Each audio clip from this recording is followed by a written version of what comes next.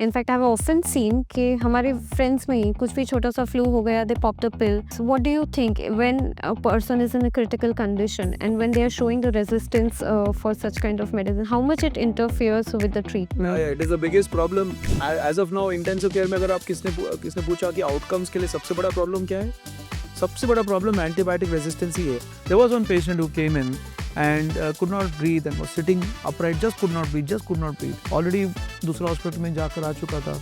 Patient जब भी ventilator पे जाता है उसकी बॉडी में क्या होता है, and what are the chances of patient leaving the ventilator? कि भाई जिसको वेंटिलेटर लगता है उसको क्रिटिकल तो रहते ही हैं, लेकिन वो पेशेंट्स जिसको वेंटिलेटर लगाते उसको हम जिंदगी जीने का चांस देते हैं.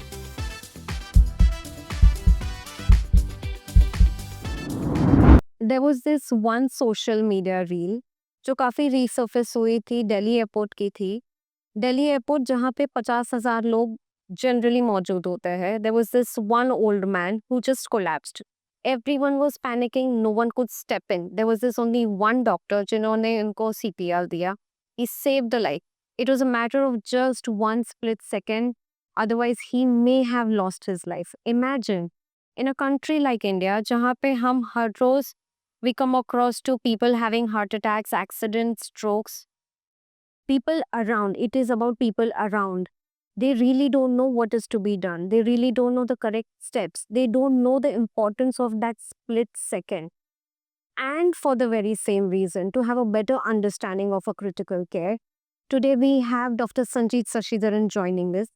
To introduce him, he's a director at Critical Care of SL Raheja in associate with Fortis. He has more than 16 years of experience, gold medal winning in innovation patented for critical care nutrition. He has expertise in life support strategies. He's saving lives every single day. Let's start our conversation with Sanjeet Sashidharan, sir. Sir, while I was preparing for this podcast, and I came across to a big number, that is 9,000 people are reported for the emergency and the critical care for every 1 lakh people in India.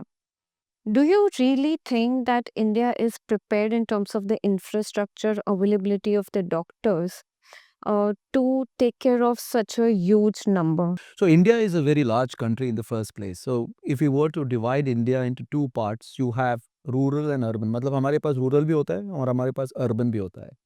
जो infrastructure है, हमारे infrastructure is completely inside the urban territory, completely inside the urban territory. Whereas the infrastructure in the rural areas could be 10% of what the infrastructure in the urban territory is all about.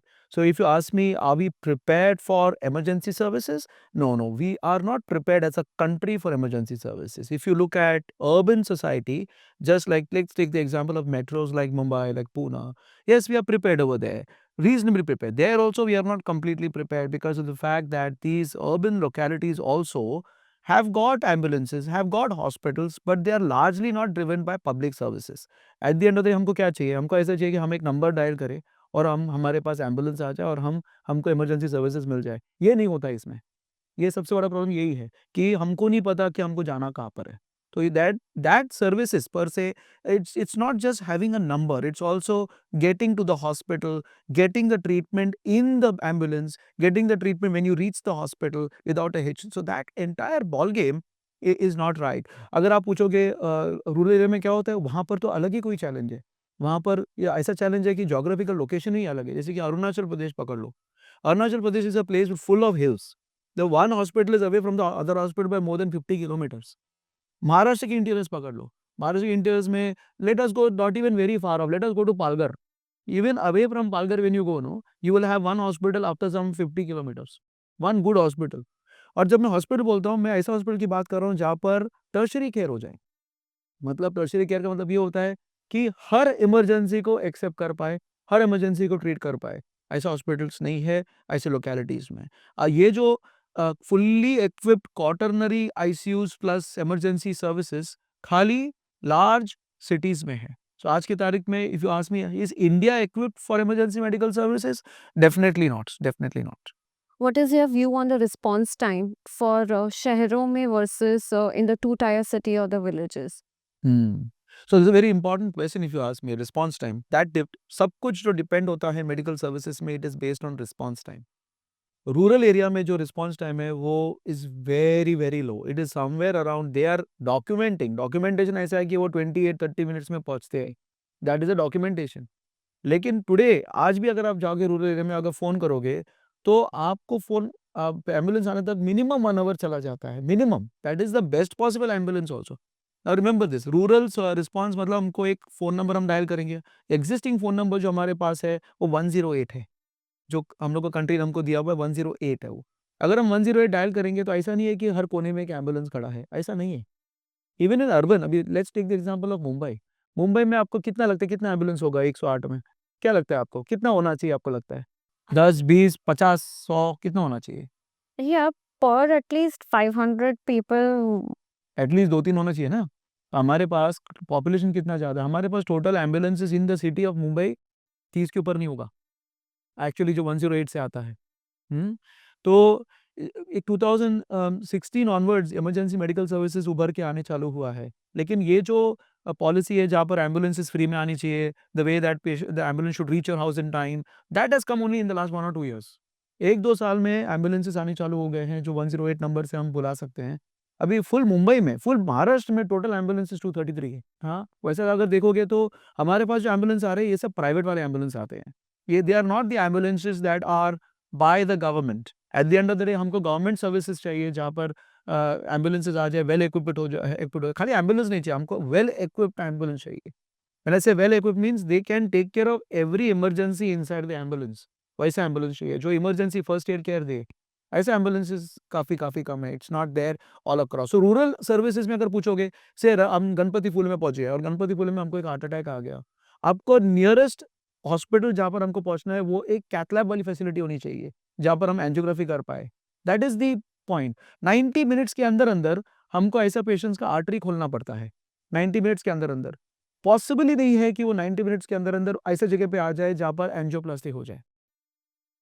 तो forget about this, forget about Bihar, Jharkhand ले लो, वो सब area में तो हिली terrain है, वो हिली टेरेन है, वहाँ पर तो पहुँचना ही मुश्किल हो जाता है। So if you ask me, response time in rural areas वो तो बहुत ही ज़्यादा कम है। जो फिगर्स हमको बताए उससे बहुत ज़्यादा है टाइमिंग्स वहाँ पहुँचने तक।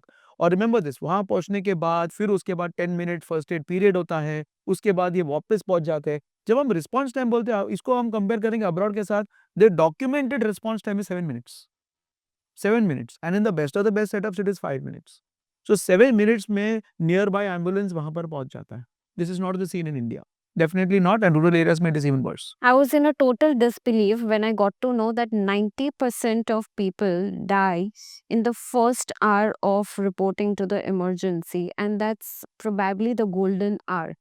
Now, what are the layers involved here? As you mentioned that first aid, then you mentioned the ambulance, then you mentioned the primary care that you have to take care of.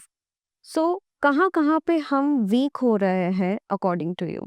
Okay, so अभी let me explain to you। अभी समझ लो एक person को एक heart attack अगर आ जाए, अभी जैसे मैंने आपको बताया हार्ट अटैक अगर आ गया तो विद इन 90 मिनट्स हम लोग को वो आर्टरी खोलना पड़ता है।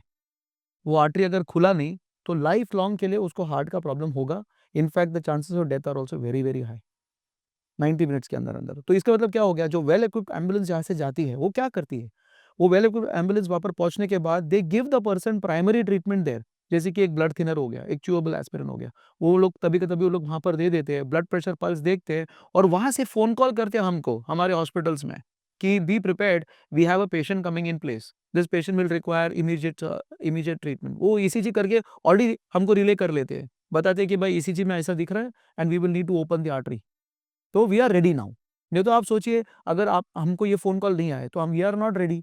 पेशेंट पहुंच जाएगा इमरजेंसी रूम में, हम लोग को आइडिया नहीं रहेगा हमको क्या करना है, जब तक कि हम कार्डियोलॉजिस्ट को बुलाएंगे, जब तक कि हमारा कैथ लैब रेडी होगा, अनदर 1 आवर विल गो। इसीलिए ये well equipped emergency medical response में क्या हो जाती है, immediately they will relay to us the problem that is coming. ये हो गया हार्ट का। सिमिलरली स्ट्रोक में, अभी स्ट्रोक में आपको पता है कि स्ट्रोक में भी जैसे हम क्लॉट बस्टर मेडिसिन हार्ट में देते हैं, even in the stroke we can give a clot busting medicine even in strokes. Okay, now वो जो क्लॉट बस्टिंग मेडिसिन है उसको हम लोग को 4.5 आवर्स के अंदर देना पड़ता है। 4.5 आवर्स। अभी what happens in a regular stroke, अगर पेशेंट को थोड़ा सा ये साइड वीकनेस आ गया, बोलेगा रुक जाओ देखते हो जाएगा ठीक, maybe it is some small, ठीक हो जाएगा, मेरा शुगर थोड़ा डाउन हो गया रहेगा, ऐसा समझ के पेशेंट घर पे बैठ जाते हैं। वो 1-2 घंटा वहीं चले जाते हैं। 2-3 घंटे के बाद जब एक हाथ काम नहीं कर रहा, तब उनको समझ में आता है कि अरे ये तो थोड़ा ज़्यादा हो गया है। हार्ट अटैक जैसे हम बोलते हैं वैसे ब्रेन अटैक हम सोचते नहीं है। Brain attack is even worse, क्योंकि ब्रेन अटैक एक बार आ गया तो लाइफ लॉन्ग के लिए आदमी पैरालाइज़ हो सकता है, लाइफ लॉन्ग के लिए फंक्शनली इनकैपेसिटेटेड हो सकता है, वो अपना काम नहीं कर पाएगा, वो रिमोट कंट्रोल ऑन नहीं कर पाएगा। हम लोग को वो फंक्शन तो चाहिए ही नहीं। हम लोग को फंक्शन ऐसा चाहिए कि भाई वो आगे चल के अपना बच्चे को उठा पाए। You know that is what we want. अगर वो करना हो तो हमारा इमरजेंसी मेडिकल सर्विसेज़ क्या करता है, वो वहाँ पर जाता है, वो स्ट्रोक आइडेंटिफाई करता है। वो लोग आइडेंटिफाई करके हमको बोलता है कि सीटी स्कैन जल्दी करना पड़ेगा, और उन लोग ऐसा सेंटर पे नहीं ले जाते जहाँ पर सीटी स्कैन ना हो। वो लोग ऐसा सेंटर पे लेके जाते हैं जहाँ पर सीटी स्कैन पॉसिबल है। And then we come to that centre and immediately CT scan is done and those patients are thrombolysed, जिसको हम थ्रोम्बोलाइज़ बोलते हैं, क्लॉट बस्टर बोलते हैं जिसे। वो हम दवा दे देते हैं ताकि immediately that effect will come in. So this is in every case. अभी ट्रॉमेटिक ब्रेन इंजरी कर लो, जैसे कि अभी एक्सीडेंट हो गया। एक्सीडेंट जब भी हो जाता है, हमारा ब्रेन जो है ना, हमारा ब्रेन इज़ हैविंग ये जो हमने स्कल के अंदर हमारे पास खाली 3 चीज़ें हैं। एक ब्रेन का एक फ्लूइड है जिसको हम सेरेब्रोस्पाइनल फ्लूइड बोलते हैं, एक ब्लड है और एक ब्रेन मैटर है। और ये सब एक क्लोज्ड बॉक्स के अंदर है। जिसको हम स्कल बोलते हैं।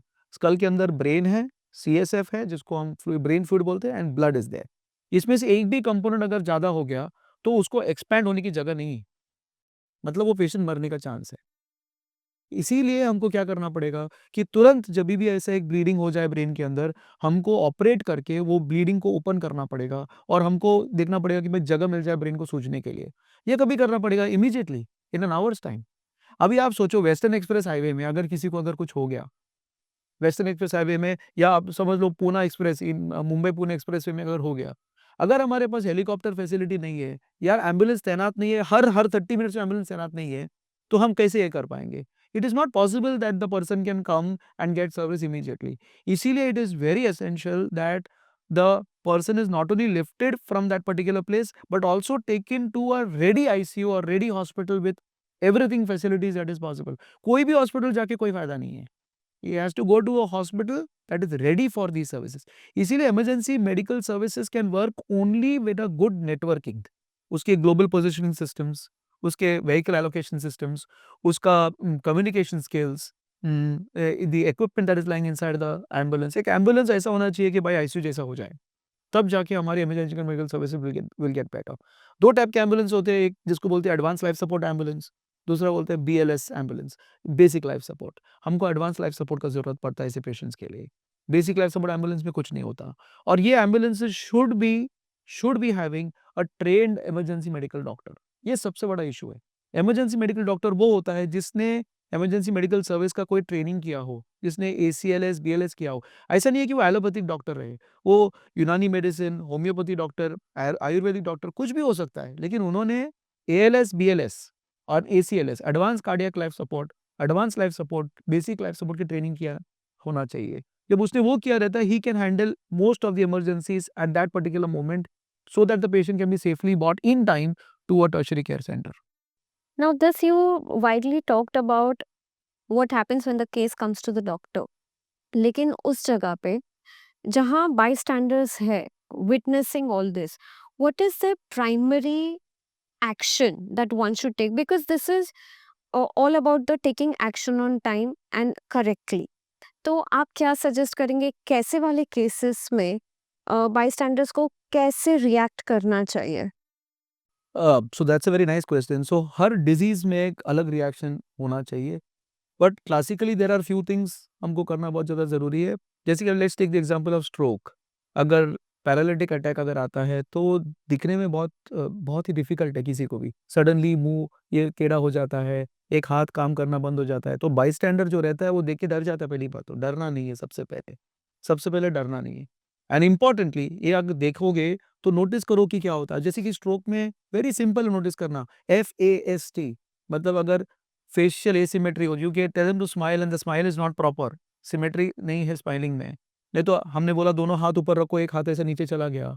Okay, any of these things, speech बात करने को नहीं हो रहा बराबर से, हाँ, then the T is a time to call, immediately call the emergency medical services to come and pick up this patient। That is the first response। You can help many people by doing this as your first response. Just calling up the person, the 108 ambulance or the ambulance that you know, a well-equipped ambulance to come and pick up this patient. ये सबसे important बात है.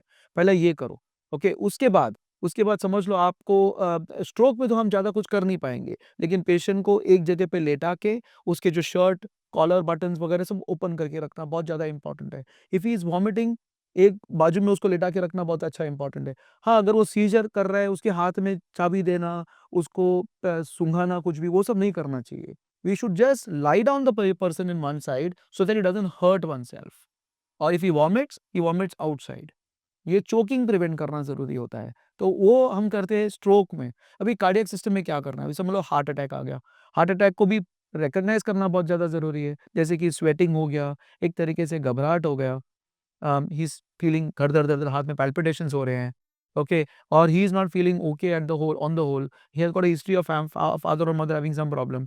ऐसे लोगों को heart attack जल्दी recognise करके similarly इस पेशेंट के लिए भी इमीडिएटली इमरजेंसी मेडिकल सर्विसेज को फ़ोन करना ज़रूरी है. आप वो टाइम पे ज़्यादा कुछ कर नहीं पाओगे. वो टाइम पे it is important for us to quickly call the emergency medical services and at the same time if you have blood pressure and pulse, जो आजकल बहुत सारे घरों में होते हैं, ब्लड प्रेशर लगा के बीपी कितना है, पल्स कितना है और ऑक्सीजन कितना है, वो देख सकते हो मैक्सिमम. बट इम्पोर्टेंटली घर में अगर एस्पिरिन हो, तो that aspirin can be given to this particular patient which will definitely help this patient to survive for a longer period of time. This is what you can do if you have a cardiac system. If there is trauma, अगर trauma है तो ज़्यादा सोचना नहीं है.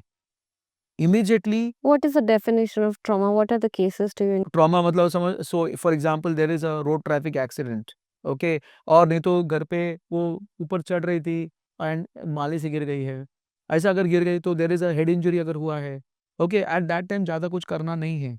Immediately let the person remain in that same position. जैसे कि अगर समझ लो वो ऊपर से गिर गया, उसको उठा के किधर रखने की कोशिश ना करो, ओके, बिकॉज ऐसा हो सकता है कि स्पाइन डैमेज हुआ है, और अगर स्पाइन डैमेज हुआ है और हमने एक अलग तरीके से उठाने की कोशिश किया तो स्पाइन डिसलोकेट हो जाएगा, और डिसलोकेशन होते ही पेशेंट पैरालाइज हो जाएगा. You understand? समझ लो सर्वाइकल स्पाइन में प्रॉब्लम है. सर्वाइकल स्पाइन ये वाली स्पाइन होती है जो नेक के अंदर होती है. वो अगर अपसेट हो गया है, वो गिरने के बाद गिर गया 5 फीट के ऊपर से भी अगर गिरा तो cervical spine can get damaged. 5 feet ज़्यादा नहीं है. 5 फीट कोई माला में ऊपर से गिर भी गए हो तो दैट कैन गेट डैमेज्ड. अगर वैसा डैमेज अगर हुआ, ओके, और हमने पेशेंट को उठा के एक सोफा पे रख दिया, okay, there is a high possibility that spinal injury इतना ज़्यादा हो जाएगा कि patient can will be paralysed right from up to down for life. और ऐसा हुआ है कि पेशेंट का रिलेटिव्स उन लोग मानते हैं कि भाई हमको उसको ठीक ही करना है. पेशेंट गिरा है, पेशेंट गिरने के बाद उनको नहीं समझ में आया कि पेशेंट का हाथ और पैर नहीं हिल रहा है क्योंकि स्पाइन में डैमेज हो रहा है. उन्होंने क्या किया है, पेशेंट को उठाया है और चेयर पे रखा हुआ है, और चेयर पे उसको हवा-ववा दे रहे हैं, सब कर रहे हैं. ऐसा उन्होंने मुझे फ़ोन भी किया है कि वो गिर गए ऊपर से, वो हाथ पैर हिला नहीं रही है, उनको हमने सोफ़ा पे लिया है, हाँ, और हमने हमने उसको हवा मार के हम उसको ठीक कर रहे हैं. अब पसीना-वसीना ठीक हो रहा है उसका, वो होश में है लेकिन वो कुछ कर नहीं पा रही है. अब इसने क्या कर दिया इसमें? इसमें उन्होंने स्पाइन को अल्टर कर लिया, पेशेंट को बिठा दिया, दे हैव कॉज़्ड डैमेज. तो अगर ट्रॉमा में गिर जाए तो कुछ नहीं करना है. Let the person remain like the way it is. Call the ambulance services, उनको आने दो. That is very important. 2% of only people are trained for the CPR. Do you think that CPR training will help us take care of such kind of cases more better way? Yes. So when you have a cardiac problem, जैसे कि छाती में दर्द हो रहा है and suddenly person has collapse down, जैसे कि अगर आप जिम में जाओगे, if you go to the gym, you have many people on the treadmill and they suddenly collapse. ये बहुत बार होता है जिम्स में. आजकल बहुत सारे सुनते हैं कि he is driving, he is running on the treadmill and suddenly he feels unresponsive and he falls down. This has happened so many times, isn't it? So at that time the only thing that can make this person survive is actually bystander CPR. Now what is bystander CPR? It's very simple. बहुत ही simple है bystander CPR. हमको ज़्यादा कुछ करना नहीं है. हमको patient के ऊपर, छाती के ऊपर अपना वन हैंड और अदर हैंड रखना है, और ब्रेस्ट बोन जिसको बोलते हैं, ये जो बोन होती है इसको ब्रेस्ट बोन बोलते हैं, उसके ऊपर हमको हाथ रखना है. And you just push hard and push fast. Push hard and push fast. हमने ऐसा सुना है कि माउथ टू माउथ देना है, जरूरत नहीं है. ये माउथ टू माउथ रेस्पिरेशन ये सब का कोई जरूरत ही नहीं है. Just push hard and push fast. हम बोलते हैं ऑन एन एवरेज मिनट एक 100 टाइम्स पुश करना है. Push hard and push fast, मतलब अगर आप ऊपर खड़े तो 1 2 3 4 करके पुश करना है, push and release, push and release, push and release 100 times in 1 minute. अगर ये हम कर पाएंगे, there is a high likelihood that patients will survive, there is a very high likelihood patients will survive till the emergency medical services come. You know, I'll tell you one thing, when patients have heart attacks, no, many of them, only 10% of them actually reach the hospital with this kind of situation. So 90% of them are dying because bystander CPR हो नहीं रहा है। And अगर मैं चाहूँ तो everybody in the country, everybody in the world should actually know bystander CPR.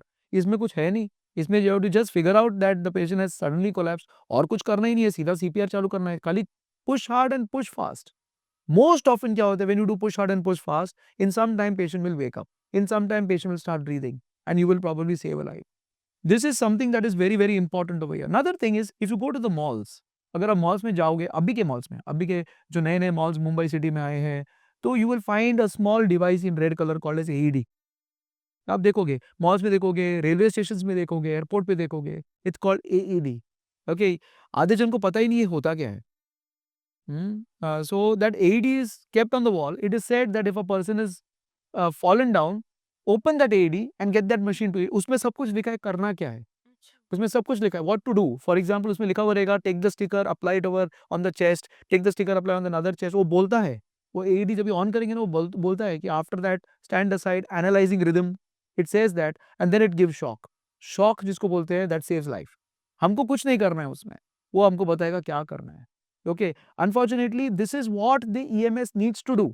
EMS जब वहां से हमारे पास आता है पेशेंट के पास, तभी it analyses, EMS emergency medical services analyse the rhythm, जो हार्ट का रिदम है, और हार्ट का रिदम अगर एबनॉर्मल रहे तो फर्स्ट रिस्पॉन्स होता है उसको शॉक देना। ये शॉक आना, उसको पहले वहां से इधर आना, पहुंचना पड़ेगा ना, और इधर पहुंचते पहुंचते पेशेंट भी जिंदा होना चाहिए। सो ये बायस्टैंडर सीपीआर चालू है, और फिर वो आता है, और फिर हम शॉक देते हैं, patient will survive. Similarly, if you are in a mall, और mall में patient has fallen down, you have first called for help and done bystander CPR, you find the device, all you have to do is get the device to the head end of this patient, tell somebody to get it, and उसमें सब कुछ लिखा है कि करना कैसा है। ठंडे दिमाग से अगर करोगे तो हम शॉक दे पाएंगे, वहां कब आएंगे। Bystanders are often hesitant कि वो जब भी ऐसे इमरजेंसी केसेस आते हैं, वो लोग कतराते हैं थोड़ा। They don't get involved in it. Is it because of the policies? Is it because of the lack of knowledge? Like, there are few government laws like Good Samaritans. So, what would you suggest to the people that in case to avoid such complications, that how safe they are, even if they are helping some complicated cases? So first of all, it's very important to understand humanity, isn't it?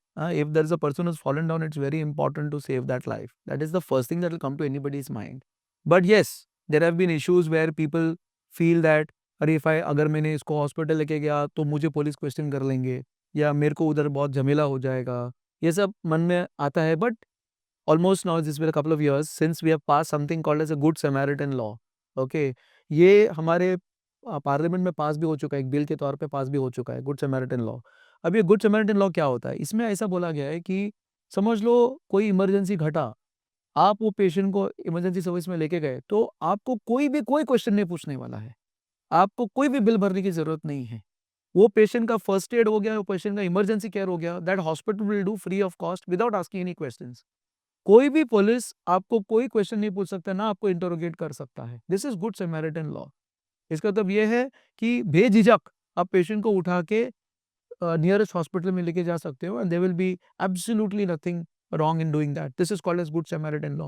It is good that our country has already passed this law as a bill, and it is for everyone to understand that nobody will question you if you are going to help somebody.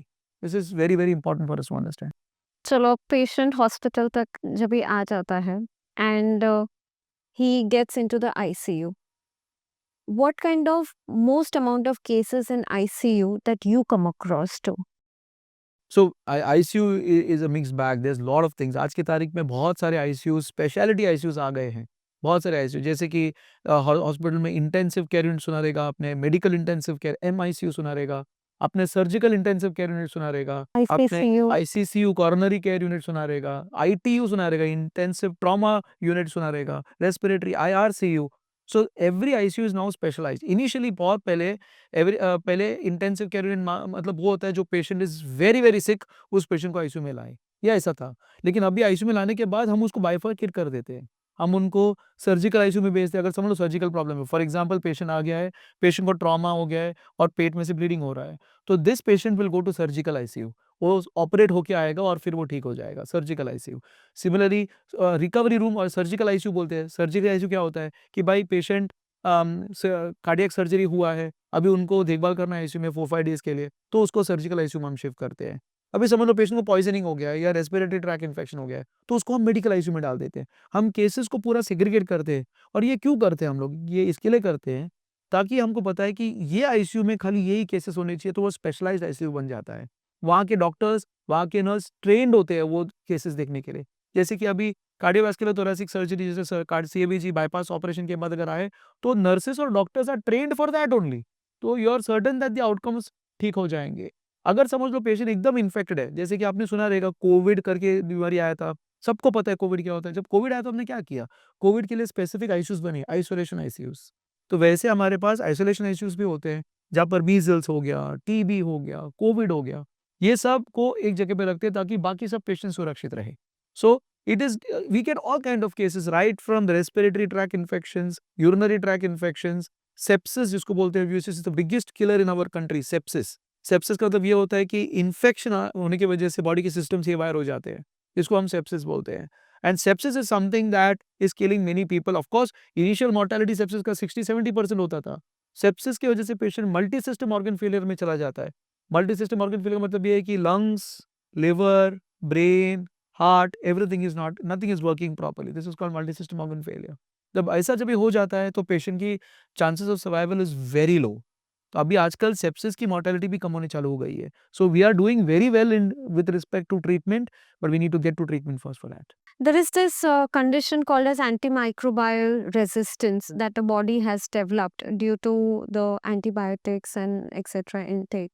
In fact, I've often seen कि हमारे friends में ही कुछ भी छोटा सा flu हो गया, they popped a pill, antibiotics by themselves. What do you think when a person is in a critical condition and when they are showing the resistance for such kind of medicine, how much it interferes with the treatment? It is the biggest problem as of now intensive care में। अगर आप किसने पूछा कि outcomes के लिए सबसे बड़ा प्रॉब्लम क्या है, सबसे बड़ा प्रॉब्लम एंटीबायोटिक रेजिस्टेंस ही है, जिसको हम एंटी माइक्रोबियल रेजिस्टेंस बोलते हैं, AMR. Okay, AMR. You know what normally everybody knows in the entire COVID is Azee, no? Yeah. Azee, सब लोग एक टैबलेट एजी 500 मिलीग्राम ले लेते हैं, सबको पता है। एजी, एजी ले लेते हैं। अब what happens to that Azee? Now what is the commonest cause of a common cold? Is viral. It's a viral infection. Virus के लिए कोई दवा नहीं है। वायरस के लिए कुछ भी दवा नहीं है, हल्दी-वल्दी, हाँ, ये गर्म पानी पी लेना, रेस्ट करना, पानी पीना, this is what you do for a viral infection. अगर बुखार हो गया तो पैरासिटामोल ले लेते हैं, राइट? लेकिन लोग एज़िथ्रोमाइसिन ले लेते हैं। ज़रा सा भी अगर कोल्ड कॉफ फीवर अगर हो गया तो ऑगमेंटिन ले लेते हैं। ये सब बहुत ही हाई सेलिंग मेडिसिन्स है, यू नो, ये ले लेते हैं। अभी ये होता क्या है? समझ लो बॉडी की ज़रूरत नहीं है, तो what happens is we pass it through our body and it goes out through our urine. ये यूरिन जाता है किधर? ग्राउंड वाटर में।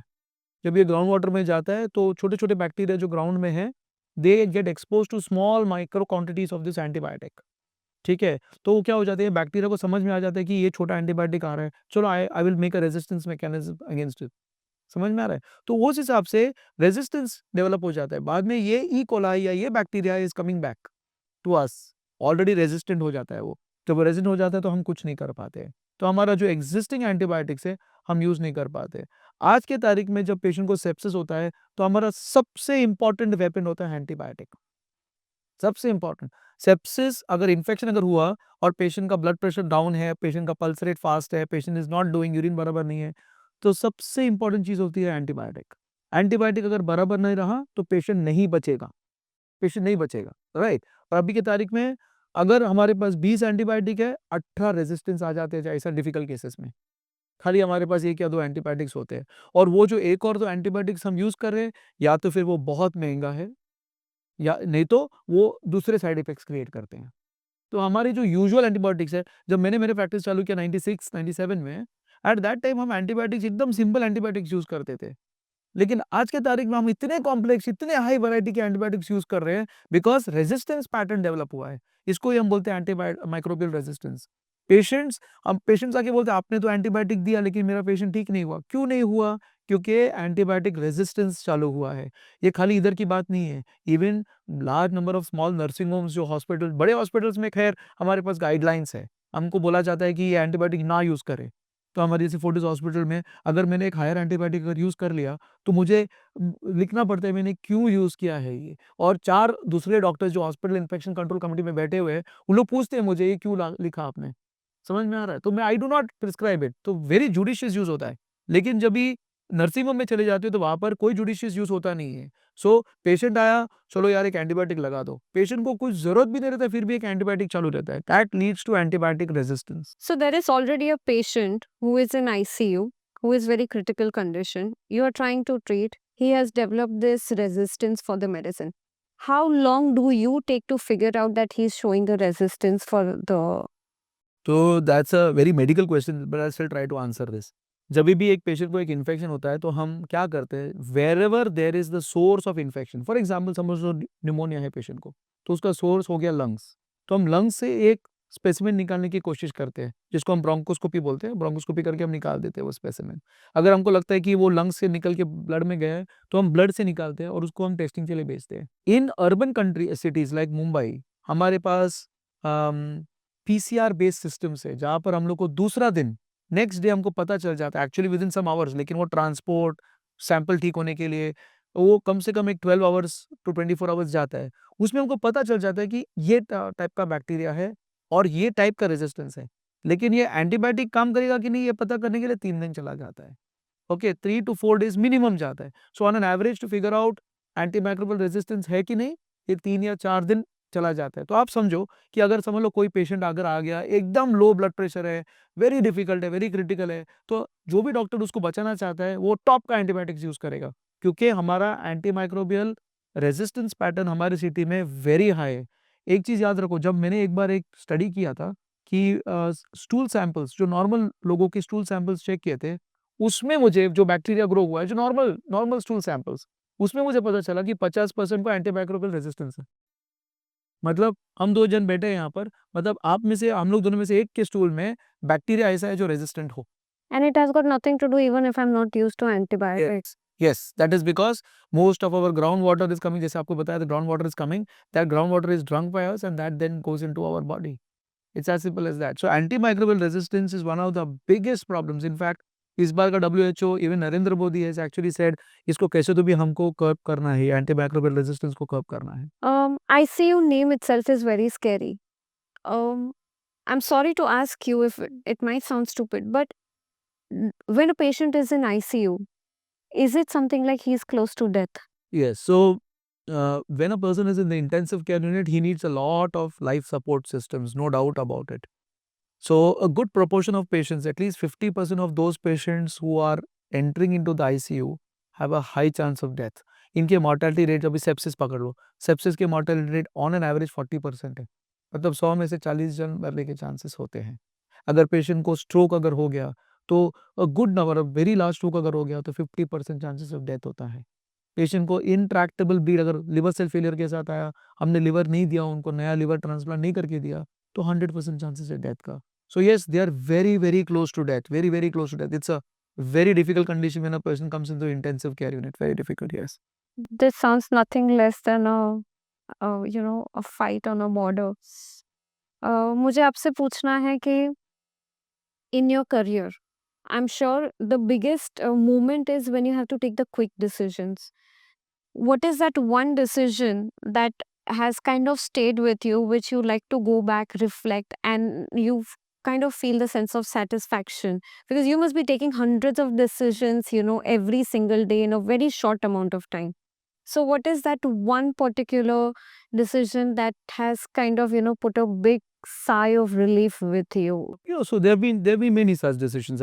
मैं ऐसे बोलूँगा कि मेरे पास इतने सारे decisions मैं बता सकता हूँ आपको, which has made so much of a difference. When I look back, I feel wow, this is something uh, which made the big difference in life. So there was one patient who came in and could not breathe and was sitting upright, just could not breathe, just could not breathe. Already दूसरा hospital में जाकर आ चुका था, nursing home में गया था और फिर हमारे पास आया था, and just could not breathe, breathing ही नहीं हो रहा, उसे ब्रीदिंग ही नहीं हो रहा है। And it was a Sunday morning. Normally Sunday morning को ना मुझे ज़्यादा काम करने को अच्छा नहीं लगता, लेकिन संडे मॉर्निंग को I was in my usual clothes, not in my usual apron and all. I came, I took a round and I saw this patient was just abhi just aaya hai, patient has just come inside. My doctors are trying to figure out what is happening. So incidentally, I was taking my round, I immediately put my ultrasound probe, and what I found was large amount of water around the heart. Heart के आजू बाजू इतना पानी भर गया था कि heart को कंप्रेस कर रहा था, हार्ट को कंप्रेस कर रहा था. Now this requires a split decision to put a needle into the heart and remove the blood out. इसको हम बोलते हैं पेरिकार्डियल टैम्पोनार्ड. ये हो रहा था पेशेंट, पेरिकार्डियल टैम्पोनार्ड. वो टाइम पे मैं उधर खड़ा था, मैंने अल्ट्रासाउंड किया. I found that huge amount of blood around the heart. I put a needle inside and the blood got released and the patient became completely normal. So this patient would have died in the next 10 minutes. In the next 10 minutes, the patient would have died, and we put that needle inside and the patient, became absolutely fine. So this is something that, you feel on the background, what if I was not there? What if my doctors were busy somewhere else? Agar my presence over there made the big difference for this person. This person lived another day because of the fact that I was able to put that needle inside his inside his heart to get that blood out. That's one. Just so many other things. There's a patient who basically came in with, patient was running at Shivaji Park. Patient, a young girl, 34, 35-year-old, was jogging, good looking girl who was jogging, nice, good body. She comes into the hospital suddenly in a collapsed state. Now she's completely collapsed. And we don't know why she's collapsed per se. We did an ECG. We didn't find what it is. We got a CT done. The CT actually showed that she has got a huge bleeding into the brain. Now, what is happening over here? When they bleed into the brain, as I told you last time, that the pupils will get dilated and then there is nothing we can do. Once the bleeding happens, it becomes so bad that the patient loses life. Immediately we put the patient on a ventilator. हम लोग ने एक SGVO2 monitor नाम का एक चीज़ डाला और हमने उनको बॉडी की कार्बन डाइऑक्साइड कम करने की कोशिश किया.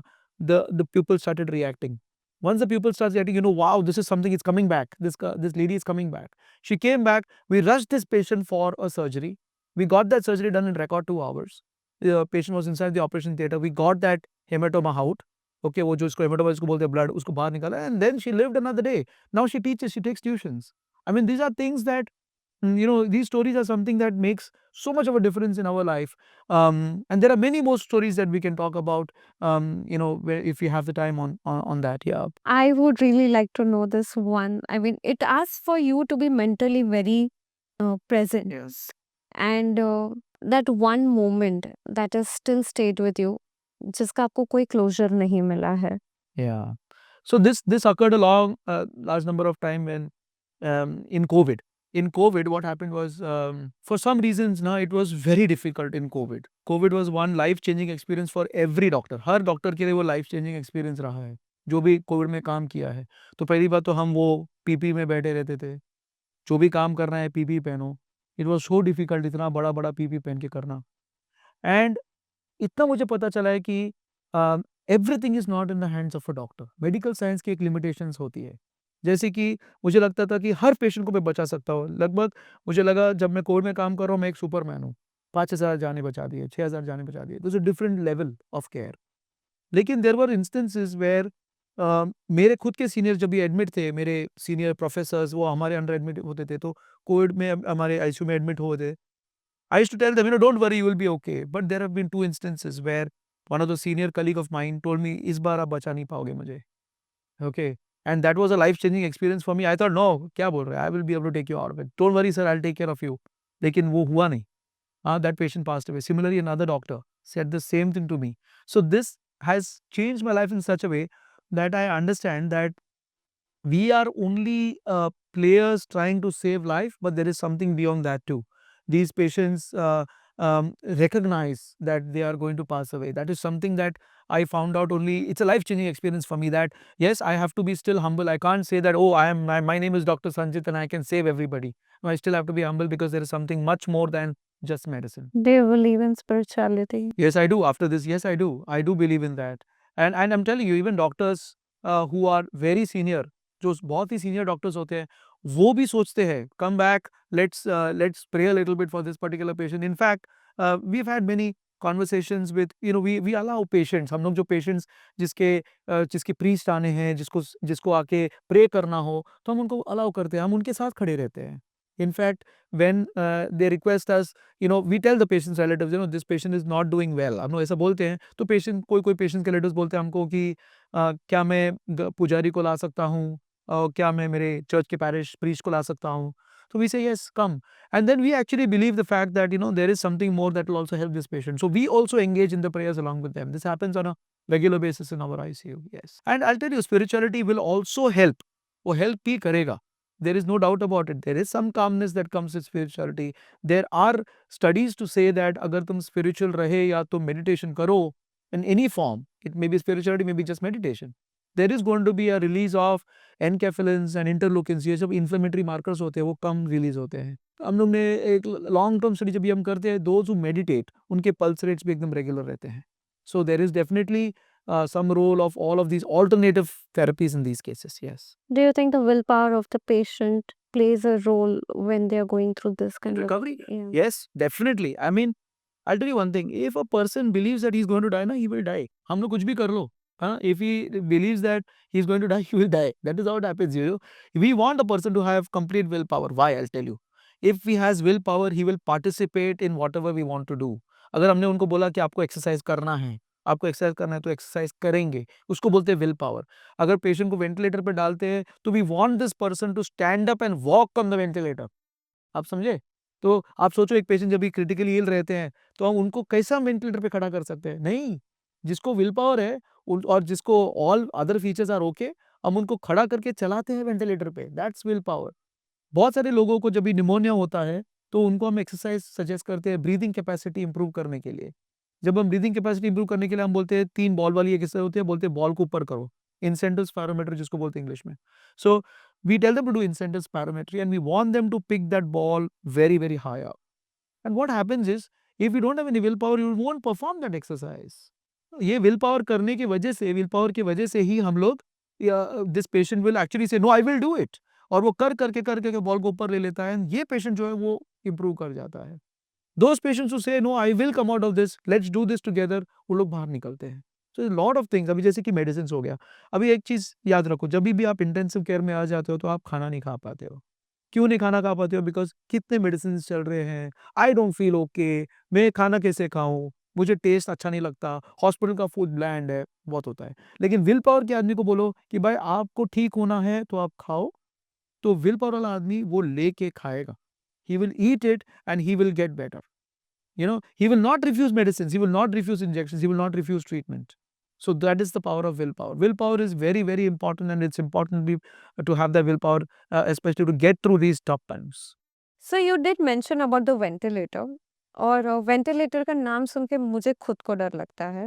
There are so many unknown facts that we are ridden in our head. We have built up something it like a monster. हमें ऐसा लगता है वेंटिलेटर पे अगर किसी को डाल दिया, that means it is end of story. I want you to tell me with your medical best of knowledge, ventilator करता क्या है, पेशेंट जब भी वेंटिलेटर पे जाता है उसकी बॉडी में क्या होता है, and what are the chances of patient leaving the ventilator, something that has kind of. आपको ये पता है कि अगर कोई पेशेंट कोई सर्जरी के लिए जाता है तो उसको वेंटिलेटर पे डाला ही जाता है. ऐसे 90% सर्जरीज में ऐसे होते हैं. आपने कभी ऐसा पूछा नहीं वेंटिलेटर पे क्यों डाला है?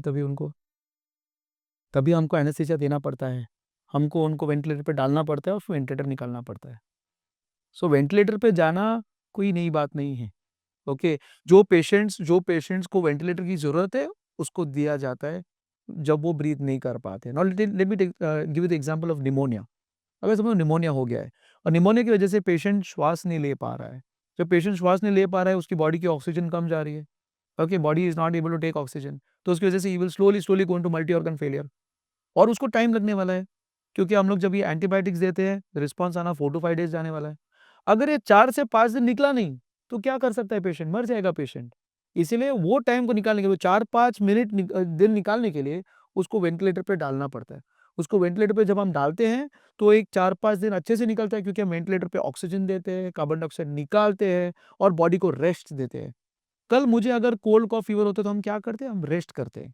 जब हम रेस्ट करते हैं तो वी गेट बेटर. सिमिलरली हम वेंटिलेटर जब भी लगाते हैं तो पेशेंट को रेस्ट मिलता है. हाँ, वो बात अलग है कि जिस पेशेंट को वेंटिलेटर लगता है वो बहुत क्रिटिकल रहता है, there is no doubt about it कि भाई जिसको वेंटिलेटर लगता है उसको क्रिटिकल तो रहते ही हैं, लेकिन वो पेशेंट्स जिसको वेंटिलेटर लगाते हैं उसको हम जिंदगी जीने का चांस देते हैं।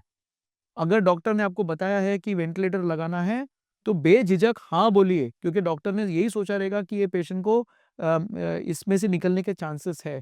हाँ, हालांकि वो पेशेंट हो गया जिसको एक बहुत खराब कैंसर है, वो कैंसर एकदम फैला हुआ है, उस पेशेंट को हम लोग बोलते भी नहीं कि वेंटिलेटर लगाए, हम नहीं लगाएंगे, क्योंकि उसमें हम लाइफ प्रोलॉन्ग कर ही नहीं सकते हैं। कैंसर अगर सब जगह फैला हुआ है, हम जाके उनको वेंटिलेटर लगाएंगे तो लाइफ प्रोलॉन्ग नहीं होने वाला है। लेकिन पेशेंट को समझ लो एक ट्रॉमा हो गया है, पेशेंट का अंदर का कुछ आंतड़ी फट गया है और वो एकदम खराब है, लेकिन ये रिकवरेबल है ना। आंतड़ी अगर मैं उसको एंड इंटेस्टाइन को अगर मैं ऑपरेट करूँ वो ठीक हो जाएगा, तो हम उस पेशेंट को वेंटिलेटर पे डालते हैं, हम उनको स्टेबल करते हैं, फिर सर्जरी के लिए भेजते हैं, सर्जरी के पास वापस आते हैं and they are okay, ventilator निकाल देते हैं। वेंटिलेटर डालने की दो टाइप्स होते हैं। ओके, एक टाइप ये होती है जिसको हम बोलते हैं invasive mechanical ventilation. Invasive mechanical ventilation का मतलब ये है कि हम एक ट्यूब डालते हैं मुंह के द्वारा, अंदर एक ट्यूब डालते हैं और बाजू में एक मशीन होती है जो सांस अंदर बाहर करता है। इसको हम इन्वेसिव मैकेनिकल वेंटिलेशन बोलते हैं। इन्वेसिव मैकेनिकल वेंटिलेशन में पेशेंट बात नहीं कर पाता है, क्योंकि जो नली रहती है वो मुंह में चली जाती है, तो बात नहीं कर पाते। उनको खाना दिया जाता है, खाना हम नाक से देते हैं, एक ट्यूब नाक से डाला जाता है। जब भी पेशेंट वेंटिलेटर पे रहता है तो एक ट्यूब हम नाक से डालते हैं, उसको हम राइल्स ट्यूब बोलते हैं, उसको हम जीआई ट्यूब बोलते हैं। वो ट्यूब से हम खाना उनको देते हैं। वो तरह की हमारा नॉर्मल दाल रोटी नहीं होता उसमें, लेकिन उसमें स्पेशलाइज्ड फॉर्मूला फीड होते हैं जो हम देते हैं ऐसे पेशेंट्स को। दे और ये वेंटिलेटर पे रहने की वजह से हम उसको, ताकि उसको कंफर्ट मिले, हम उनको सेडेशन करते हैं, सेडेशन देते हैं ताकि वो सो जाए आराम से। तो उनको पेन रिलीफ, उनको सेडेशन, ये सब वेंटिलेटर के साथ-साथ देते हैं हम लोग, ताकि पेशेंट को रेस्ट मिल जाए। और वो टाइम पे हम पेशेंट को धीरे-धीरे-धीरे इंप्रूव करने की कोशिश करते हैं। दूसरा टाइप का वेंटिलेटर जिसको बोलते हैं हम उसको नॉन इन्वेसिव वेंटिलेटर बोलते हैं, जहाँ पर हम लोग ट्यूब नहीं लगाते हैं, हम ट्यूब डालते नहीं है, लेकिन हम एक मास्क लगाते हैं, उसको हम नॉन इन्वेसिव वेंटिलेटर बोलते हैं। तो वो एक ब्रिज होता है, या अगर पेशेंट इंप्रूव जल्दी होने वाला है तो हम नॉन इन्वेसिव लगा देते हैं, और अगर पेशेंट को टाइम लगने वाला है तो हम इन्वेसिव वेंटिलेटर लगा देते हैं। वेंटिलेटर लगाने से प्रॉब्लम्स है क्या? हाँ, कोई मिनिमल प्रॉब्लम्स हो सकते हैं। अगर ऐसा हॉस्पिटल में आप वेंटिलेटर लगा रहे हो जहाँ पर कोई भी फैसिलिटीज़ बराबर नहीं है, तो वहाँ पर प्रॉब्लम्स होते हैं। अब जहाँ पर ट्रेन्ड मैन पावर ना हो, जहाँ पर ट्रेन्ड स्टाफ ना हो, जहाँ पर प्रोटोकॉल्स फॉलो नहीं हो रहा है, वहाँ पर प्रॉब्लम्स हो सकते हैं। लेकिन otherwise in most of the other hospitals जब हम वेंटिलेटर लगाते हैं, तो it is only for the benefit of the patient that this ventilator is put. आपको ऐसा लगेगा पेशेंट हो तो ऐसे सोया हुआ, वेंटिलेटर डाल दिया, अभी पेशेंट उठ ही नहीं रहा है। पेशेंट नहीं उठता है क्योंकि वो सेडेशन पे रहता है। उसको हमने सेडेशन लेके रखा रहता है। लेकिन एवरी डे मॉर्निंग टाइम 9 ओ क्लॉक हम उनको उठाते हैं, हम उनसे बात करते हैं। वो हम लोग से बात नहीं कर पाते। हम लोग उनको उठाते हैं और बोलते हैं, भाई सब ठीक है ना? एवरीथिंग इज़ ओके ना? हाँ, sure, hold my hand, hold my hand, ऐसा करके हम बात-बीत करके फिर उनको सुला देते हैं। समझ में आ रहा है? तो वेंटिलेटर लगाने से पेशेंट खराब नहीं होता। Ventilator is a device that will save lives, and that everybody should understand that अगर डॉक्टर ने कहा है कि वेंटिलेटर डालना है, मतलब there is a chance of survival. अगर वो चांस ऑफ सर्वाइवल ना होता, तो डॉक्टर ये आपको सजेस्ट ही नहीं करता। So in your practice, in the ventilator when you have put the patient on, हाँ। what is the longest time आपने पेशेंट को वेंटिलेटर पे रखा है और उसका अच्छा इफेक्ट भी आया है? या so we had one patient, हमारे पास एक पेशेंट था। अभी आपने सुना रहेगा पूना में जीबीएस नाम का एक बीमारी चल रही है अभी पूना में। जीबीएस ऐसे एक बीमारी है जहाँ पर बॉडी का हर मसल वीक हो जाता है। पेशेंट ना साँस ले पाता है, ना मूव कर पाता है, ना कुछ कर पाता है। So we had a female patient, एक लेडी थी, यंग लेडी, 31-32 इयर्स ओल्ड थी वो, and she got GBS. She was in another hospital और उनको समझ में नहीं आ रहा था कि हो क्या रहा था। पेशेंट श्वास बराबर नहीं ले रहा है, पैरालिसिस असेंड हो रहा है। पहला वो पैर नहीं हिला पा रही थी, फिर हाथ नहीं हिला पा रही थी। ये पेशेंट हमारे पास आया and she could not breathe at all. तो उस पेशेंट को हमने वेंटिलेटर पे रखा and she was on the ventilator for 92 days. Okay, 92 days she was on the ventilator. She did very well, very, very well. She came out of that. हाँ, बीच में बहुत सारे ups and downs हुए, बहुत सारा time ऐसा हुआ कि आपको लगा कि she will not survive, we will not survive. But then it was a willpower again. It was the way she was. It was a treatment. It was the scientific work that we did on her. 92 days later, she was able to come off the ventilator. तभी तक up to 30-35 days, she could only move her great toe, not great toe, little toe. The only thing she could move was a little toe. तो हम लोग उसको question पूछते तो वो little to हिला के हमको बताती थी yes or no. That is how it was. But then over a period of time, slowly she started regaining power to an extent that she started moving her hands. in some second month or something. In the third month, she started being able to breathe on the ventilator. So she started breathing. And then slowly, we took her off the ventilator. She did very well, and she's like a family member to us as of now. We meet her regularly. She's had a kid now, and this is the longest that I have ventilated patients.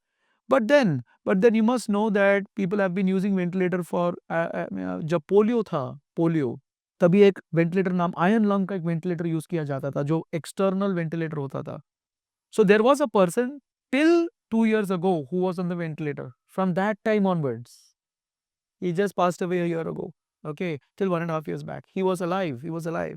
So there was a person from polio times till now on the ventilator. So ventilator can be kept for long period of time, but the difference is we move the tube from here to here. So we make the person breathe from here. We make a hole over here and make the person breathe from here, attaching to the ventilator. So we can keep ventilators for very, very long periods of time, and the longest that I have kept is for 92 days. What is the induced coma and the natural state of coma? So we had one patient, and I'll tell you, this is a very interesting case. So this patient was in another hospital and was having repeated convulsions. मतलब बार बार उसको fit आ रहा था, बार बार fit आ रहा था. अभी ये fit इतना ज़्यादा हो गया कि वो हॉस्पिटल बोला कि हम मैनेज नहीं कर पा रहे, हम उनको वहाँ से शिफ्ट कर दो. तो उन्होंने वेंटिलेटर पे डाल के उनको वहाँ से हमारे पास शिफ्ट किया. हमारे पास आया तो हमारे सामने भी वो फिट ही कर रहा है, फिट कंटिन्यूसली चालू है. जब फिट कंटिन्यूसली चालू रहता है तो ब्रेन डैमेज होने के चांसेस बहुत हाई होते हैं. जब फिट आता है तो ब्रेन डैमेज हो ही जाता है अगर वो प्रोलॉन्ग्ड फिट रहे. और जब भी पेशेंट को प्रोलॉन्ग फिट्स अगर हो जाए, whatever reason it may be, उनको वेंटिलेटर से निकलने को बहुत टाइम लगता है. तो हमने तभी क्या किया, हमने तभी पेशेंट को एक बार्बिचुरेट कोमा में डाल दिया. मतलब हमने क्या किया, हमने ब्रेन का मैपिंग किया. मतलब we put electrodes on the brain and we understand the electrical activity of the brain. जैसे हार्ट का ईसीजी होता है, ऐसा ब्रेन का ईईजी होता है, इलेक्ट्रोएन्सेफेलोग्राम. जब हार्ट का हम ईईजी देखा, उसमें हम इलेक्ट्रिकल एक्टिविटीज देखते हैं, वो हमने देखा. And then subsequently we put him into an induced coma. मतलब हमने वो दवा दिए ताकि वो कोमा में चले जाए. Okay, this is called pharmacological coma और also called as induced coma. तो हमने इतना दवा दे दिया उनको एनेस्थीसिया के मेडिसिन ताकि उनका जो ब्रेन की एक्टिविटी है वो एकदम फ्लैट हो जाए. तो there was absolutely no activity in the brain. Okay, so this was called as induced coma. In fact हमने पेशेंट के रिलेटिव्स को समझाया कि हम इस पेशेंट को हम कोमा में डाल रहे हैं. तो हमको पूछने लगे कोमा में आप क्यों डाल रहे हो उसको कोमा में, क्योंकि कोमा वो सुन के भी कोई भी डर जाएगा कि भाई कोमा में हम डाल रहे हैं. लेकिन इसको हमने कोमा में डाला and around 6 or 7 days later हमने उनको उठा दिया. And then there was no seizure at all. The 6th or 7th day, I think 6th day, we took him out of the coma and he was completely okay. Now this is called as induced coma. This is like, अगर तुम्हारा computer बंद अगर हो जाए, हाँ, तो हम क्या करते हैं, हम लोग वो स्टार्ट स्टॉप वापस दबा देते हैं and the computer reboots. Similarly हम इस बंदे का ब्रेन हमने रीबूट कर दिया. This is called as induced coma. So induced coma is used, albeit now it's very rare because आज की तारीख में इमरजेंसी सर्विसेज इतने अच्छे हो गए हैं in the urban centres where they are getting treatment immediately. वो तभी होता है जब हमने कन्वर्जन ट्रीट बराबर नहीं किया हो, तभी वो हमारे पास आता है. So what is the state of a patient? What kind of level of sensitivity do they have? वो लोग कितना सुन पाते हैं? जब कोमा में रहते हैं, हम्म.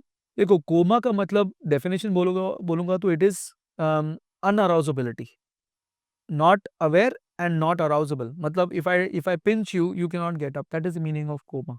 ठीक है, लेकिन कोमा के बहुत सारे स्टेजेस होते हैं. कोमा पहुंचने से पहले there is a stage called as minimally conscious state. अभी मिनिमली कॉन्शियस स्टेट का मतलब ये होता है कि आई एम अवेयर कुछ ना कुछ हो रहा है, लेकिन I am not able to answer, I am not able to act, I am not able to respond. इसको हम बोलते हैं मिनिमली कॉन्शियस स्टेट. ओके, अभी ये हमको कैसा पता चलता है कि ये पेशेंट मिनिमली कॉन्शियस स्टेट में है. अब पेशेंट तो ऐसे ही पड़ा है, ये कॉफी के कप जैसा पड़ा हुआ है, हमको कैसा पता कि मिनिमली कॉन्शियस स्टेट है. तो इसके लिए हमको एक स्पेसिफिक टाइप ऑफ एमआरआई करना पड़ता है जिसको हम बोलते हैं फंक्शनल एमआरआई. उसमें हम पेशेंट्स को तस्वीरें दिखाते हैं, उसके घर वाले को तस्वीरें दिखाते हैं, और वो एरिया अगर लाइट अप हो जाए कि भाई वो एरिया लाइट अप हो रहा है, उसको समझ में आ रहा है कि ये लाइट अप हो रहा है, तो उसको हम बोलते हैं minimally conscious state. So there is a chance कि धीरे धीरे this patient will come out. Okay, but there is some one more state before coma called as vegetative state. Vegetative state वो स्टेट होता है कि हम कुछ भी कर लो, जो पेशेंट को कोई भी रिस्पॉन्स नहीं है. So at that stage he is unaware and unarousable. मतलब उसको पता नहीं है कि आप हो और उसको कुछ भी पता नहीं about his surroundings. That is what is coma. So we will always have a problem in understanding minimally conscious states from the rest. So जो patients हमने सुने रहेंगे कि वो 15 साल कोमा में था अभी उठ गया, 5 साल के बाद उठ गया, 2 साल के बाद उठ गया, वो सब कोमाटोज नहीं रहते। वो कोमाटोज है लेकिन वो minimally conscious state होते हैं। धीरे-धीरे they get better and they come out of it. It's minimally conscious state. To what extent आप families के साथ patient की treatment share करते हैं? So one of the prime things that I personally do is I'm very honest in my profession. So if there is something that needs to be told, अगर किसको कुछ बोलना हो, कोई patient के रिलेटेड कुछ बोलना हो, तो पूरी तरह हम बोल देते थे। So it is very difficult for a doctor to tell a patient that patient relative that this is what the scene is. आप सोचो कि अगर समझ लो patient हट्टा-कट्टा patient हमारे पास आया, थोड़ा सा bleeding हो गया करके हमारे पास आया और हमने diagnose कर दिया कि उसको कैंसर है। ये सडनली हम ये रिलेटिव्स को बोल रहे हैं, इसको हम ब्रेकिंग बैड न्यूज़ बोलते हैं। तो ये breaking this bad news is very difficult, लेकिन we tell it very honestly that this is what is happening to your patient and this is what we are trying to do. तो ऐसा काफ़ी times ऐसे होते हैं कि हमारे पास कोई भी इलाज नहीं होता, तो हम तभी भी बोल देते हैं कि this patient is not going to do well, हमको नहीं लगता कि हम मेडिकल तौर से इसको मदद कर पाएंगे, it is better you take him home और यू डू कम्फर्ट केयर, हम ये बोलते हैं। हाँ, अदर वे अराउंड समझ लो पेशेंट को अचानक सा कुछ अर्जेंट सर्जरी चाहिए, तो हम वो भी बता देते हैं कि this is what it is happening and you need to do urgent surgery. और अगर हमको पता ही नहीं कि क्या हो रहा है, कि भाई ये ठीक नहीं हो रहा है, हमको आइडिया ही नहीं है कि ये पेशेंट को क्या हो रहा है, तो हम ये भी बता देते हैं कि एट दिस मोमेंट अगर आप मुझे पूछो कि आपके पेशेंट को क्या प्रॉब्लम है, ये मुझे पता नहीं है। लेकिन हम लोग को कुछ दिन में पता चल जाएगा, कुछ घंटों में हमको पता चल जाएगा जब तक इन्वेस्टिगेशंस आ जाएँगे। So we are very clear. To be clear is much more safer than hiding information. So privileged communication जो हम बोलते हैं, बहुत पहले ज़माने में ऐसा हुआ करता था कि हम आधा कम्युनिकेशन करते थे, लेकिन now we are giving complete communication which is for all to hear. In fact आज की तारीख में तो हम जो भी हम कम्युनिकेट करते हैं पेशेंट्स को in big large setups, we do it under camera. तो everything is on screen, everything is known to everyone. That's really wonderful. जब भी ऐसी वाली इंफॉर्मेशन मिलती है, आईसीयू में पेशेंट रहता है, people always want an opinion from their known doctors और सेकंड ओपिनियन चाहिए रहता है। तो of course you have your line of treatment going, आपकी एक पूरी फौज यहाँ पे रेडी है who is working on it, and then there is this another doctor sitting little far. He may have access, he may not have access. How is this entire thing working? How do you accommodate Yes. for the satisfaction of the patient, of course? So we are also satisfied if you take a second opinion, if you ask me. Okay. What happens is if say you have, first of all, हम लोग को क्या understand करना चाहिए कि हम लोग, if we are qualified, the other person also has to be equally qualified. So what we are doing will not be different from what he is doing. तो हम लोग को कोई प्रॉब्लम ही नहीं होता कि भाई कोई सेकंड ओपिनियन ले ले।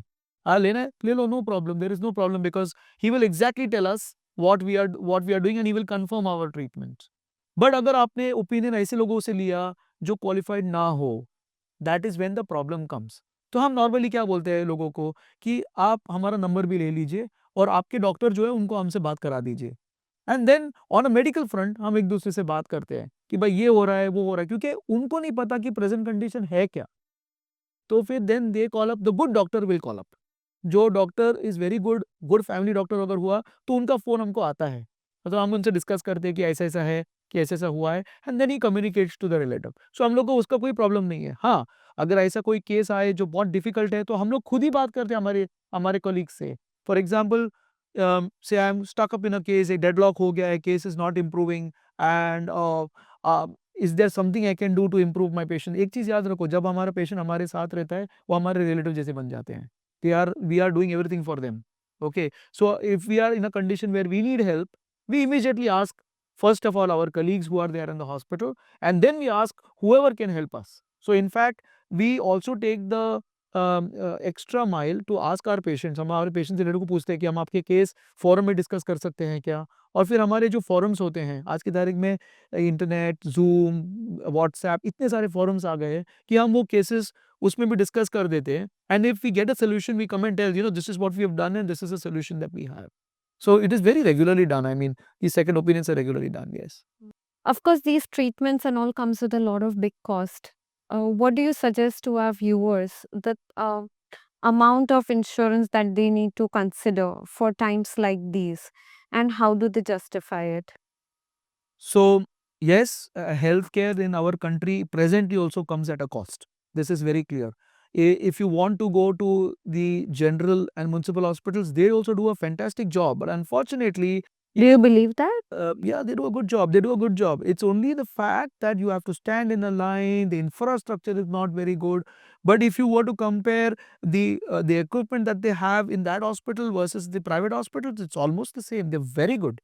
They're very, very good. Very good commitment also. It's only the fact that they don't have the time to talk to you. Hmm. Say today you will sit with me and will ask me, how did this pneumonia develop? How did this happen? What are you giving? I will not have the time to deal with you if I am working in a municipality hospital, because of the fact that the caseload is so high. Caseload is so high. Otherwise the treatment is almost the same. अगर treatment आप देखोगे, treatment municipality hospital और private hospital में treatment is almost the same. I mean, I don't know why people believe they come to the private hospital, but they come to the private hospital because it's the same thing. You want to eat food standing in a line in a small cafe, or you want to go to a five-star hotel. It's the same situation. Okay, both are the same food, it's only packaged in a different way.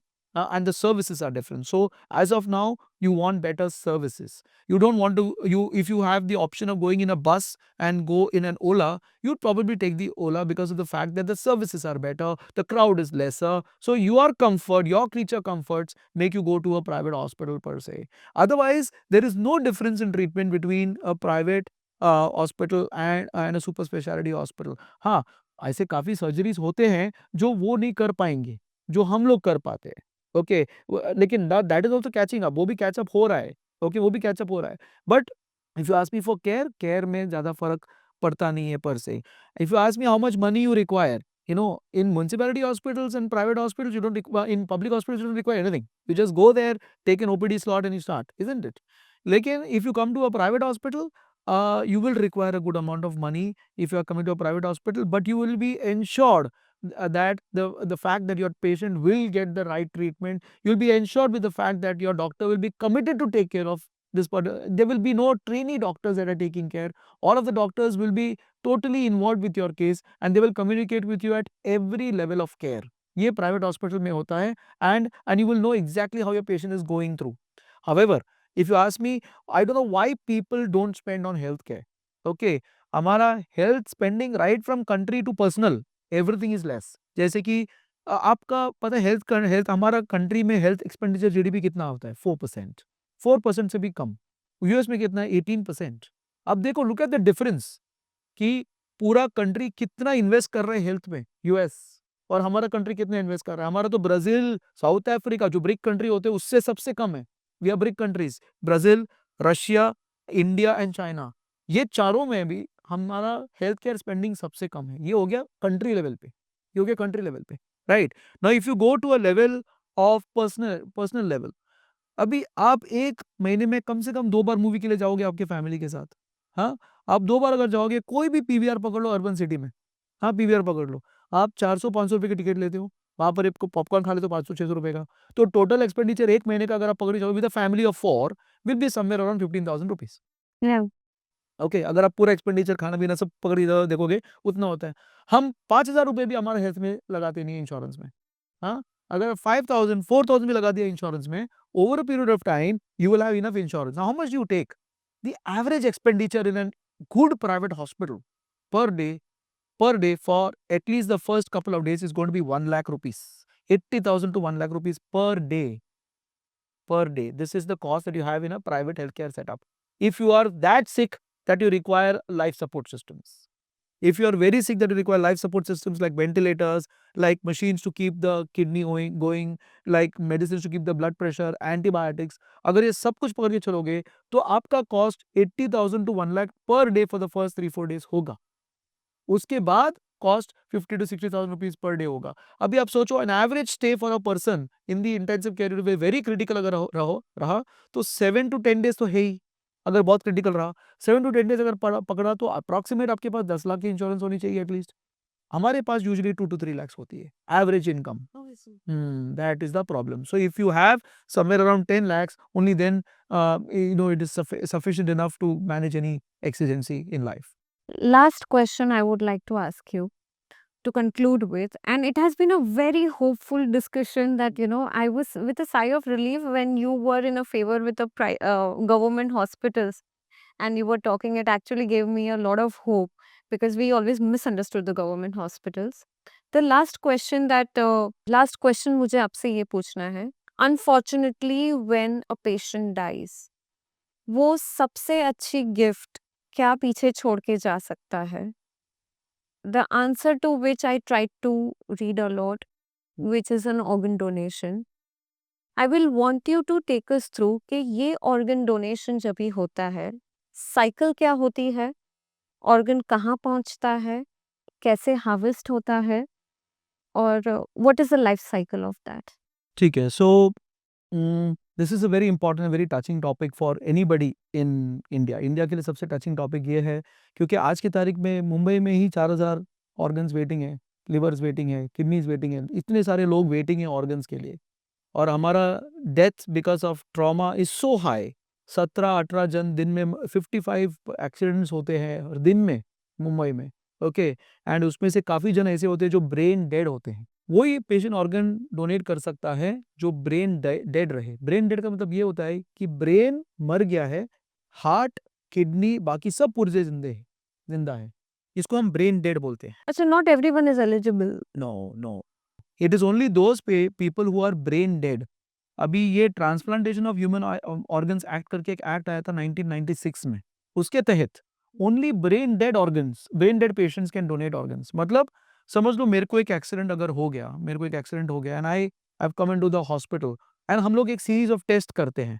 हम लोग doctors के तौर पे बहुत सारे test करते हैं और हमको ये पता चल जाता है कि ब्रेन इज डेड, लेकिन हार्ट, लिवर, किडनी ये सब बराबर काम कर रहा है.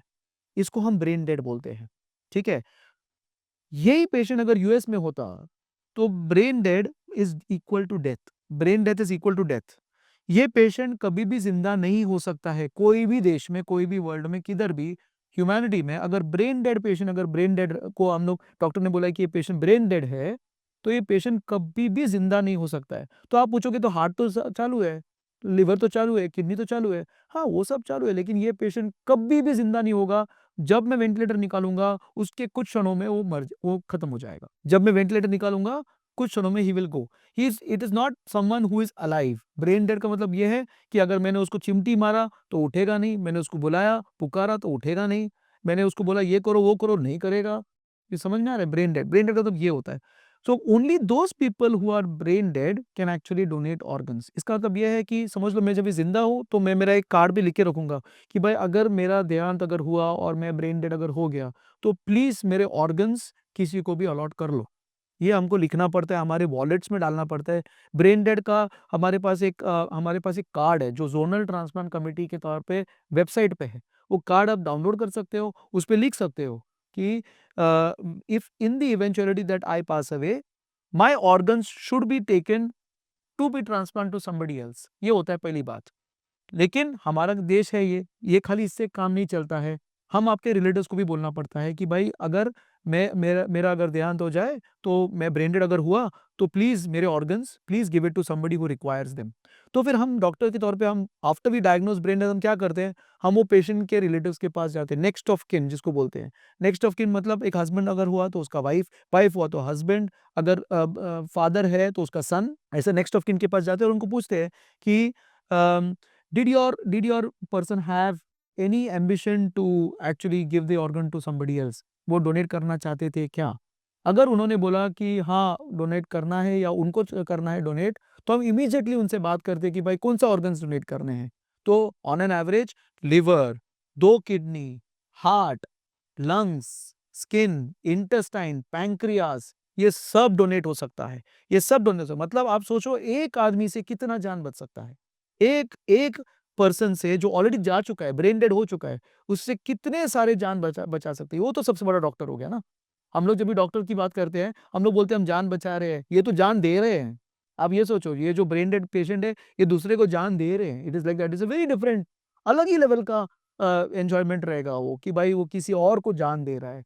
तो पहली बात तो जब वो लोग हाँ बोलते हैं तो हम कंसेंट्स वगैरह लेते हैं, और कंसेंट्स लेने के बाद हम जो जोनल ट्रांसप्लांट कमेटी होती है जो एक गवर्नमेंट बॉडी है उनको बोलते हैं कि ऐसा एक पेशेंट आया है, पर्सन है जो ब्रेन डेड है, जिसके ऑर्गन्स हम डोनेशन के लिए रेडी है उन लोग।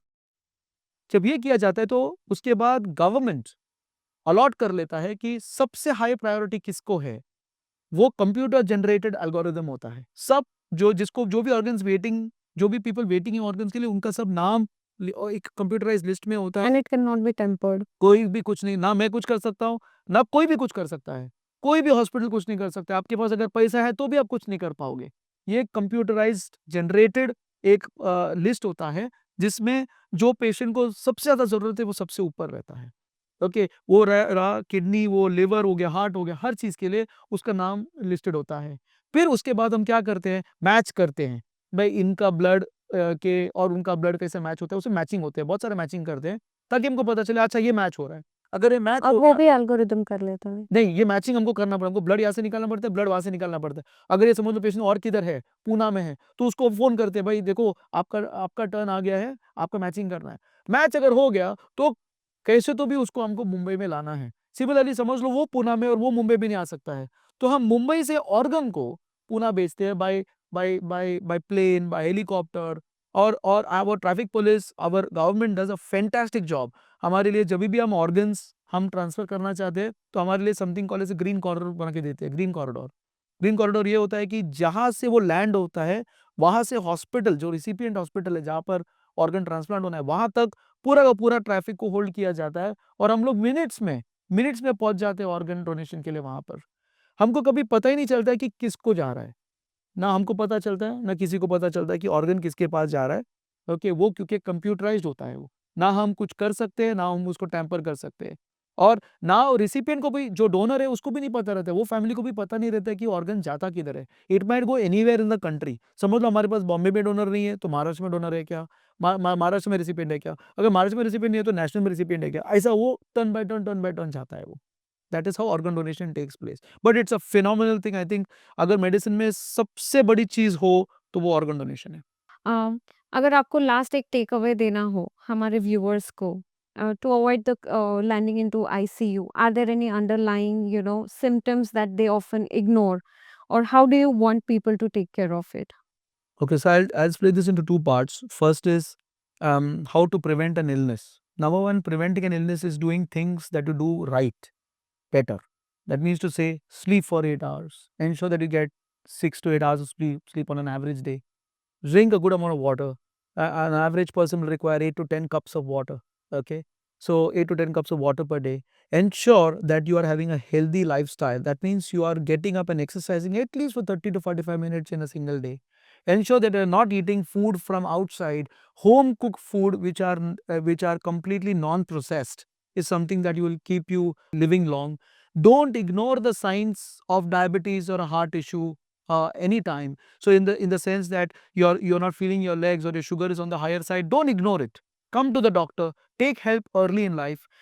Because remember this, diabetes is a silent killer. It is the biggest killer that you can think of. Avoid that. You'll avoid heart issue, you'll avoid stroke, you'll avoid everything else per se. Now the second part of the question is whether if you have an emergency at home, what do you do? Okay, first thing, 5 important takeaways I'll give you on this. Okay, if you are at home and there is an emergency, let it be anything. Okay, first thing is, don't run around with your hand in your pocket. You will fall down, you will become the emergency. Okay, so don't do that. Number 2, don't call your personal loved ones. That is waste of time. They are not going to help you. Your personal loved ones are not doctors, they will not help you. Call the person, call 108 or the number of the ambulance. That will help you. So call them. Third thing, presence of mind, calm. That means you have to ensure that आप एकदम silently कामली ये सब देखे and then understand हमको क्या करना है further. Pulse rate अगर चेक करना है, बीपी अगर चेक करना है, पेशेंट का कॉलर ठीक करना है। Third, calmness, everything is very important with respect to calmness. Fourth, don't try to put this person into your car and take this person. Very wrong thing, very wrong thing. Don't do that. When you're doing that, what we want is the ambulance services coming to you, giving you first aid there, and then taking you to the hospital where you have to go to, not taking you anywhere. If you put them in a car, it is not something that you can help in. In fact, you would be in stress, you would be driving fast, you will get into an accident. Okay, so it's not something I would not say take him in your own car. That is something that is very wrong. Let the ambulance services come. The ambulance services will have a trained EMS doctor in that place and they will take him. लोग देखेंगे. And the fifth most important thing is आपको ये पता होना चाहिए कि आपका सबसे नजदीक टर्शरी केयर सेंटर कौन सा है जहाँ पर सब सुविधाएं हैं. That should be always there on your back of your mind, and you must say that this is where I need to go because this is where all the facilities are. So these 5 things, if you keep in your mind, you will ensure that your loved one gets the best help in the event that there is a problem.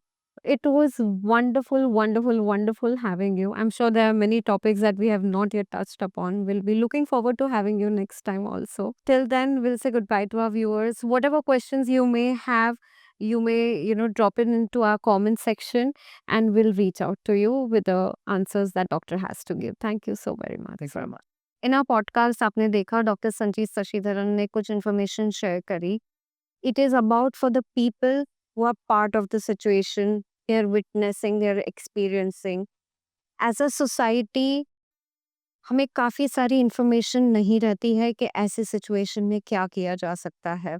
What are the few things that will make a difference, that may save their life? I will request you all to share, subscribe, and like this. Share it with as many people as possible. You never know where it will help. Thank you.